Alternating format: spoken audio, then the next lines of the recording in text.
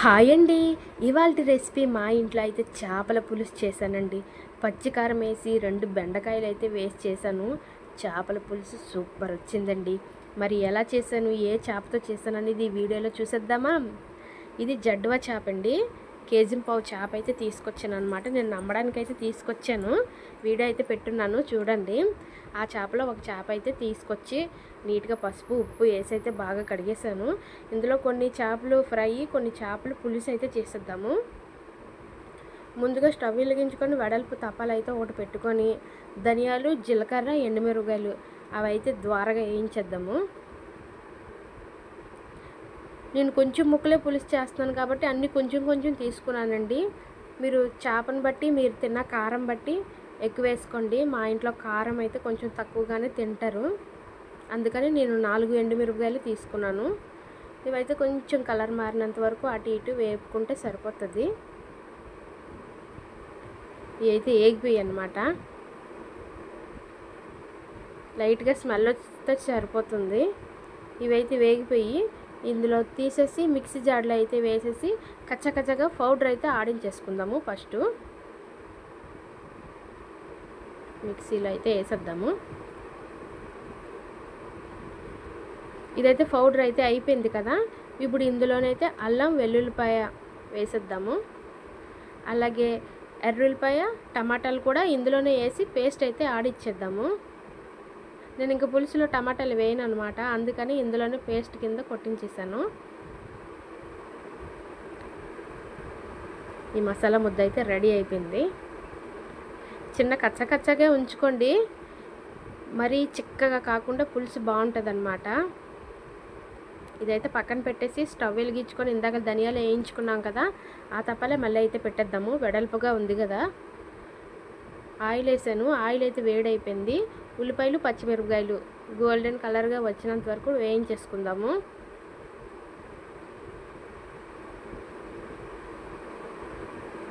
ఈ వేగనిచ్చగా మా ఇంట్లో అయితే కొత్తిమీర ఆయిల్లోనే వేసేయాలి, ఇలా తాలింపులోనే. పులుసులో వేస్తే తినరు అనమాట. ఇందులో వేస్తే పెద్దగా స్మెల్ రాదని నేను ఎప్పుడు తాలింపులోనే వేసేస్తాను. ఇవైతే బాగా వేగిపోయి మనం ముందుగా ఫస్ట్గా పేస్ట్ అయితే ఆడేసి పక్కన పెట్టుకున్నాం కదా, అదైతే ఇందులో వేసేద్దాము. ఇదైతే బాగా వేగిపోవాలన్నమాట.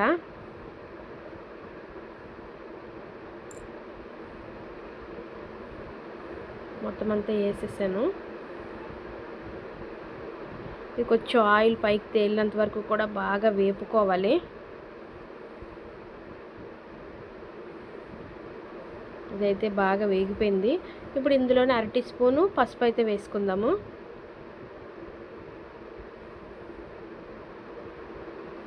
అది కూడా బాగా నూనెలో వేగిపోవాలి.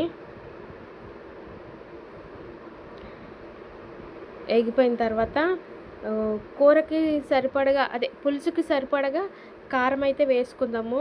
కారం అంటే మనం ఎండుమిరపకాయలు వేసుకున్నాము, పచ్చిమిరపకాయలు వేసుకున్నాము. కారం చూసి వేసుకోండి, మీరు ఎంత తినగలరు అనేది పులుసు పట్టి కారం అయితే వేసుకోండి. అలాగే సాల్ట్ కూడా వేసుకున్నాను.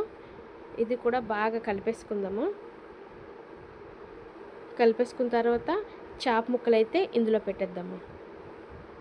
ఈ మసాలా ముద్ద మీద బుర్ర, తోక 2 ముక్కలు పులుసు అయితే చేయబోతున్నాను అనమాట. తగ్గిన ముక్కలన్నీ ఫ్రైకి తీసాను. ఇవైతే లైట్గా మెల్లిగా చేప ముక్కలు అలాగా తిరిగేసుకోండి. మరి గరిటె పెట్టి అటు ఇటు తిప్పేయకండి, ముక్కలు ఇరిగిపోతాయి. నెమ్మదిగా తిప్పుకోండి. చేప ముక్క మామూలుగా ఆవిరికే ఉడికిపోతుంది. అటు ఇటుగా తిరగేసి 2 నిమిషాలు పోయాక చింతపండు పులుపు అయితే వేసేయండి. నేను 50 గ్రాముల చింతపండు అయితే నానబెట్టుకున్నాను, ఎందుకంటే బుర్ర తోకతో పాటు 3 ముక్కలే వేసాను కాబట్టి. అలాగే 3 బెండకాయ ముక్కలు అయితే కోసేసి పులుసు మీదనైతే వేసాను. ఇప్పుడైతే మూత పెట్టిద్దాము. హై ఫ్లేమ్లోని ఒక 10 నిమిషాల పాటు బాగా ఉడకబెట్టండి, అదే మరగబెట్టండి పులుసుని. చూసారా భలే కనబడుతుంది. ఇప్పుడైతే ముక్క ఉడికిపోయిందండి. ఇప్పుడు స్లో ఫ్లేమ్లోని ఒక 10 నిమిషాల పాటు అలా వదిలేయండి. ఇంకా కొంచెం చిక్కబడాలన్నమాట. ఇలా మరిగేటప్పుడు ఉప్పు, కారం అన్నీ సరిపోయేలేదు చూసుకోండి. నాకైతే సరిపోయాయి. చూసారా పులుసు కూడా చిక్కబడిపోయింది, బాగా దగ్గరికి అయిపోయింది. పులుసు కూడా భలే కనబడుతుంది. ఆయిల్ కూడా చూసారా పైకి భలే తేలింది. అంతేనండి, ఎంత ఇష్టమైన పచ్చికారం చేపల పులుసు రెడీ అయిపోయింది. ఇప్పుడైతే ఒక ప్లేట్లోకి సర్దేసుకుందాం.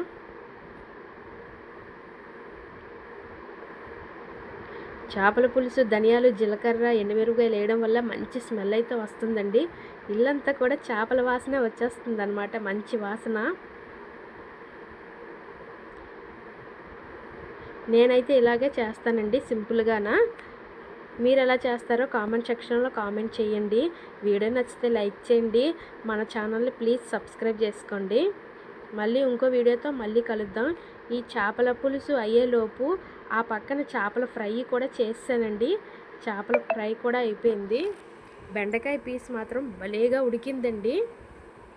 చూసారా చేపల ఫ్రై కూడా అయిపోయింది. యమ్మీ యమ్మీ ఫ్రై. వీడియో నచ్చితే లైక్ చేయండి. మళ్ళీ అడుగుతున్నాను, సబ్స్క్రైబ్ చేసుకోండి. బాయ్ మరి.